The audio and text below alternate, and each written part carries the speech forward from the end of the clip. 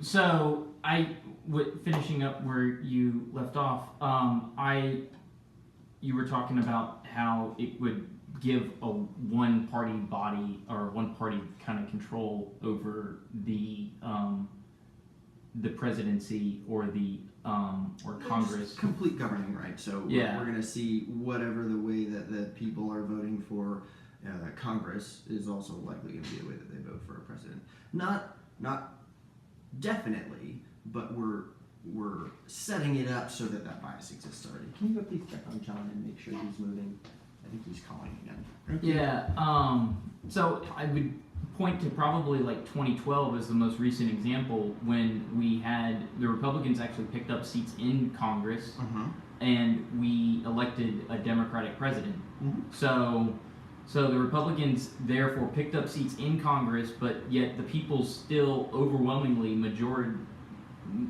through a majority Yes. elected a Democratic president. So That's true. while that It can happen. it could happen. I will admit that it But could happen. But our leaning in that system, because it's in congressional districts, is that you are inherently linking congressional election proclivities by district to indicate that this is the likely the way to go. Yeah, and so, but I will say, like, a political scientist has done a study on if it was to go to a proportional based system in across all of America, and if it did, then in 2012 Barack Obama would have lost his re-election campaign against Mitt Romney. Yeah. Because if it was a proportional based system, Barack Obama wouldn't have garnered enough electoral votes, and Mitt Romney would have gotten the 270 required to win the presidency. So Barack Obama would have been a one-term president, which I think also has a benefit as well, because which also is beneficial too, because you would see maybe presidents not so, like, you wouldn't see so many two-term presidents. You would probably see less two-term presidents. Why? And why? So because if a president is having to sit here and go based on congressional district of like what he's going to do, Sure. and like the policies that he's going to enact, then it would give those people like in that area to really have like a view on the ground of like, okay, how are this president's policies affecting my congressional district? Like, what is exactly happening in my congressional district? I don't think that you're going to find in practice that people give a rip about the congressional district in the same way that you're hoping that they will. We already have some significant election weight on your congressional district because Congress and congressmen and women are capable of bringing a lot of resources to that congressional district, and they frequently do. They make all the kinds of wheelings and dealings we expect out of politicians today, for better or for worse, that bring a lot to that congressional district. And I would venture to say, arbitrarily, 85% or more of the people that live in that congressional district have no idea what that congressman is up to on a regular basis, what they've done for better or for worse for them. And they will re-elect them almost solely based on looks. Like, Yeah. I think that Ted Cruz looks like an honest guy, so I'm going to vote for him because he looks like a stand-up, clean dude. And if somebody who's running against him who puts on a suit and tie but has like scraggly hair and a funky-looking beard, and if you legitimately talk to people at the polls and give them like side-by-side face shots, that's pretty much it. Like that's how they elect people is do you look cool? It's a popularity contest. It is it's a beauty pageant. Oh, okay. Dog and pony show. It is absolutely a beauty pageant whereby we, instead of having the swimsuit deal, it's I heard a talking point on the radio, and he said something that I liked, and so it's I heard that he's a big fan of putting into place more freedom for guns. Like I just want to be able to. I really need a Modus. I must have a 50 cal machine gun in my backyard. It's my dream, this is my American right, and I really want to do target practice with this 50 cal in my backyard. And Ted Cruz told me that I could do that, and so I like him for that. I don't know how he stands on like education or foreign policy or anything else, but I want my Modus, and I think that he looks like an honest dude, so I'm gonna vote for him. Okay. And that's honestly, truly, and the candidates know that. Yeah, obviously. because I mean, you can look at how Trump ran his 2016 campaign, and that was pretty much exactly what he did. Was he just sat there and said the most absurd stuff? I mean, even today, he still says some of the most absurd stuff. He says a lot of absurd things, but he, intentionally or not, hit on what makes an excellent political campaign, which is I need to have one unifying thing. Bernie Sanders, for example, is all about socialized healthcare, right? He wants to make sure that every single living human that exists within the confines of our arbitrarily human-created America should be cared for from birth to death in a complete way that is compassionate. And so that's why he wants what he wants. And that is only one admittedly chunky part of his campaign platform. There's a lot of other things that he wants to do, but the only thing that he'll talk about Is healthcare. on a consistent, regular, every single time basis is healthcare, because he has decided that A, it's important to him, which is good, and B, it's something that resonates with people. And so Trump hit on the same thing. He said every single time he went somewhere, a lot of different bananas, crazy pants stuff, but the one thing he did say every time is drain the swamp. And so people said, you know what? He does say some pretty lunatic McGee stuff, but I want the swamp drained. Yeah. And so I'm going to elect him, and he is definitely going to put a bunch of corporate bigwigs into, ooh, maybe this didn't work out like I thought. But when he's saying it on the campaign trail, it sounds great. So let's do this thing. I'm putting him in power. He's totally going to get all the politicians out of, oh yeah, that didn't work out either. And so oftentimes that's the case, is whatever the one thing they're campaigning for, it may be the one thing that they truly want and it just doesn't get to happen, or it may just be the one thing that they were like, I know this is going to get me the votes and I'm going to get my big fat 6-figure check, and who cares what the people want. Once I'm in, I'm in. And we already know what the status is for as far as like incumbency and re-election. It's like, it's like 90. I'll take the evil that I know versus the evil I don't. This guy doesn't like set whole national forests on fire, so he's probably okay. So I'm curious. This is part of the there are two things that I'm curious about. One is the National Popular Vote movement. Yep. Are you aware of that? Nominally, so we've mentioned it up to this point that like there's three positions at this point that we've kind of carved out. We have the congressional district you're proposing, the electoral college that we currently have, and then the one man, one vote kind of. Yeah, so the National Popular Vote movement is a contract that is able to be created between states, which the Constitution allows, and also the Constitution allows for any state to be able to give its electors however they see fit. Yeah.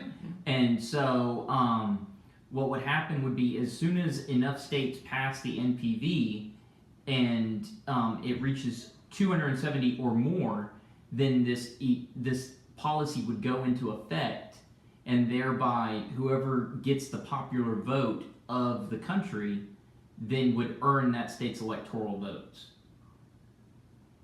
So it doesn't abolish the Electoral College entirely.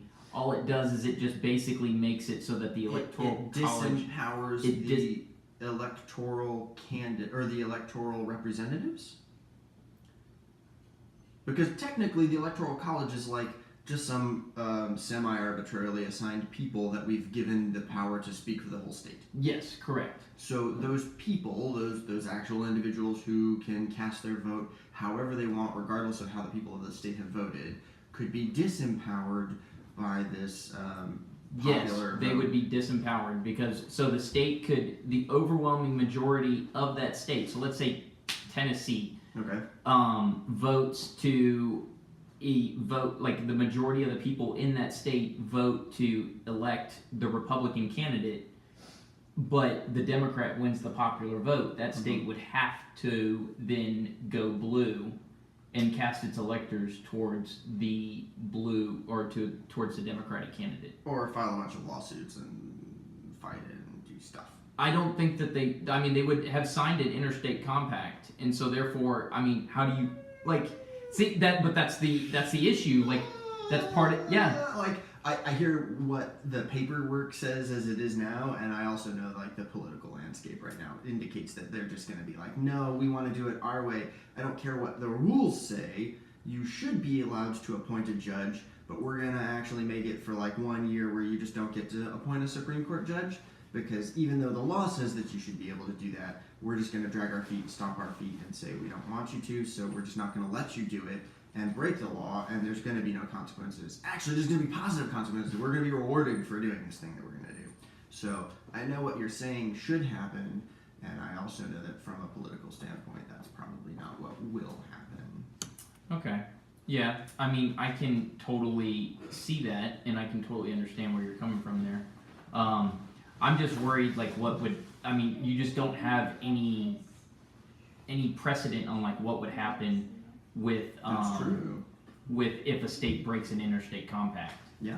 And so that would be a very difficult thing. How is another state going to force a state to do this? Yeah. And then what are you the have consequences for being you, I'm not doing that? Yeah, exactly. And so that would be an issue that would come down to this. And then the other thing would be probably just overall, are you just in favor of just entirely of just abolishing it, or do you think that the Electoral College is racist in nature? Because some people think that the Electoral College is racist because of how in the Constitution African Americans were counted as citizens, as the three-fifths compromise clause. So do you think that? To be clear, their presence lends weight to a vote. Their voice isn't heard. So I think that there are some inherent, and we've clarified, there's some inherent flaws with all of the systems. Mm-hmm.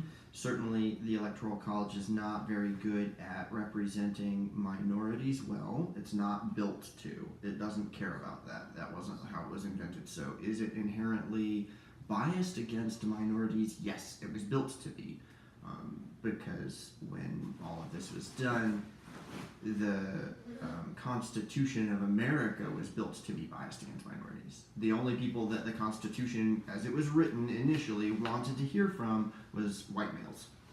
If you were a lady, they didn't care to hear from you. If you were a minority or a slave, they certainly didn't care to hear from you. And so it's inherently not. That doesn't mean that it isn't a very unique and fantastic document, but it certainly had a lot of flaws, and that's one of them.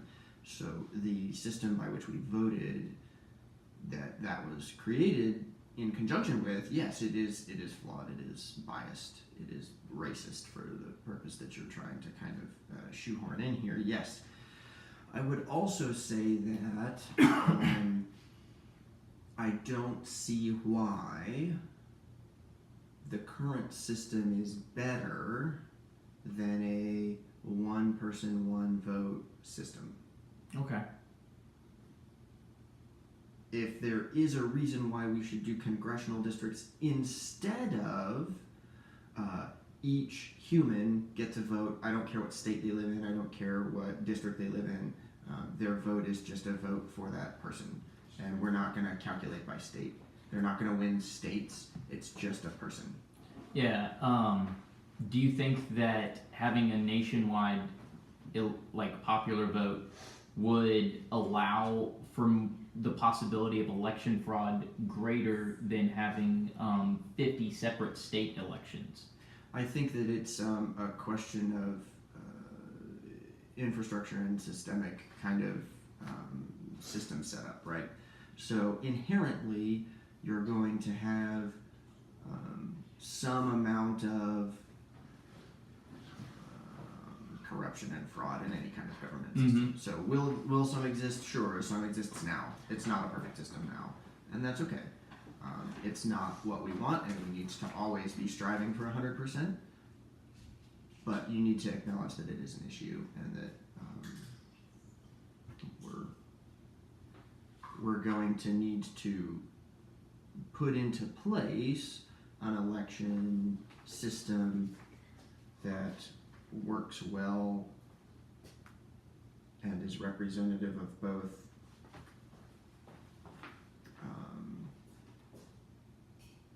an accurate and complete election for the people, right? So if you feel like election fraud is the biggest concern we have for a popular vote, then I would say that's not a good reason not to do it.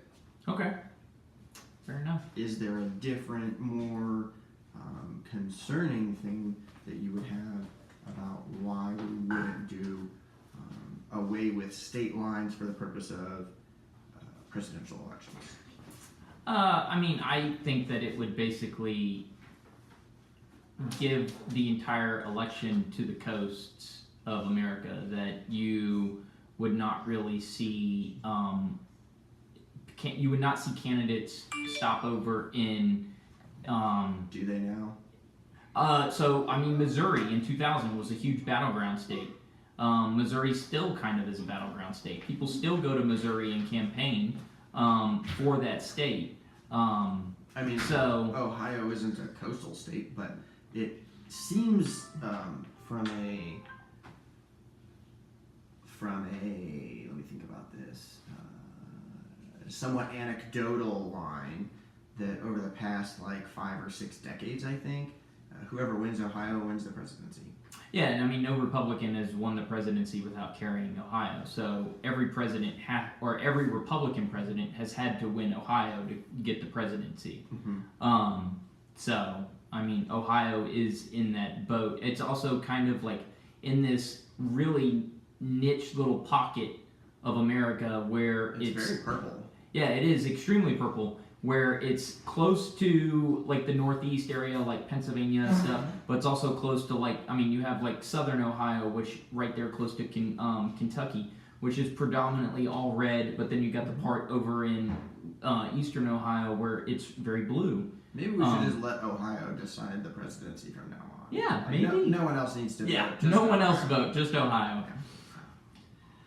But absolutely, I think that there are still huge swaths of America that just never get any real meaningful interactions with any kind of presidential candidate because they don't matter. Yeah, so like and you're like people and I can even acknowledge this. So states like North Dakota, South Dakota, Montana, Alaska, Wyoming, Idaho, those states, they like everybody just predominantly knows where they're going to go. And you can say the exact same for like Illinois.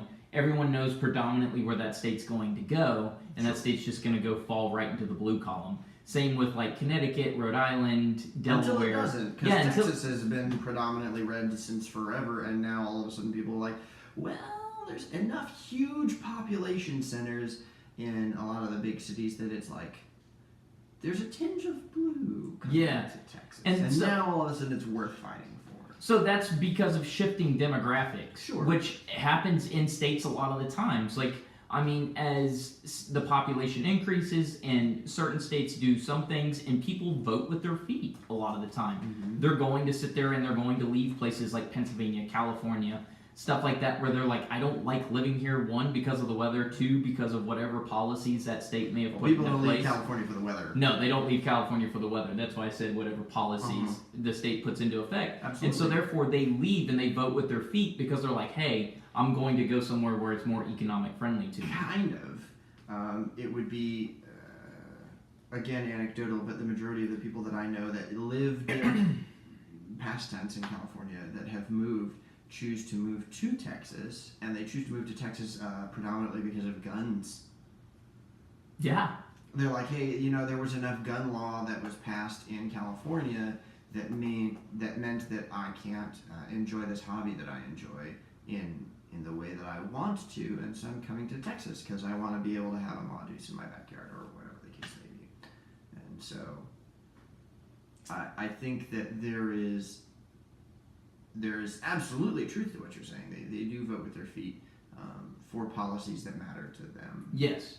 So I think the shifting demographic thing is constantly changing, and as the United States does, we do a census every 10 years, and so because of the census every 10 years, congressional districts are redrawn, and basically states are basically told, hey, this is how many representatives you get in the in Congress. Sure. Which is how it's designed. Like the Congress is designed, or the House of Representatives is designed to be the voice of the people, and the Senate is designed to be the voice of like federalism within the United States. The minority. Yeah, exactly. And so I mean, I think that a congressional district system would probably work out really well, just because if you look at like California, all those eastern districts in California are going to be red when all of those other states are going, when all those other districts along the coast, like Los Angeles, San Francisco, San Diego, all of that, that's going to be a predominantly blue area, while Eastern California, why is it going to be predominantly blue? Seriously? No, like I'm not arguing that it's not going to be blue. Is it interesting to you that wherever there is a concentration of population, it becomes blue? I mean, I do find it interesting. I'm curious about that. It would be an interesting study, especially talking about voting lines, that if you can kind of discern what it is that makes a heavily populated city area predominantly go blue, and the rural areas where there's not a lot of people go red. Why that might be? Yeah. I will say though that in Oklahoma, the entire state goes red. I agree.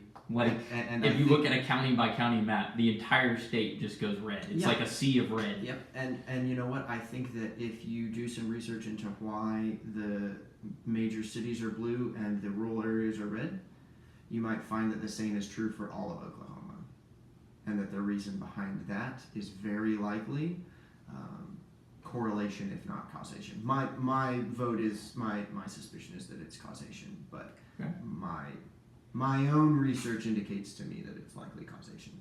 All right. Well, I'm gonna go ahead and shut this down here. But it's been great talking with you about this, and glad we were able to sit there and have a civil discussion on this, even though we completely disagree on the system. Certainly, we stand on opposite sides of the aisle. I think that there's a lot of things that we can agree on, and there's some stuff that we'll never agree on. But as far as the voting goes, there's no perfect system. I'm not inherently against one any more than I'm for another. I haven't seen anything that's clearly superior yet.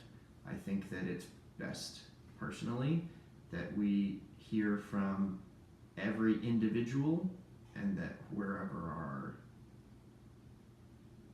population is leaning, that's where we should go. All right. So if 50.1% say that we should have this president, then we should have that president. And I think that telling the majority that they're wrong is rife for discord in the streets. Okay. We'll see. Well, thank you very much. I appreciate it. Yeah. You have a great day. You too.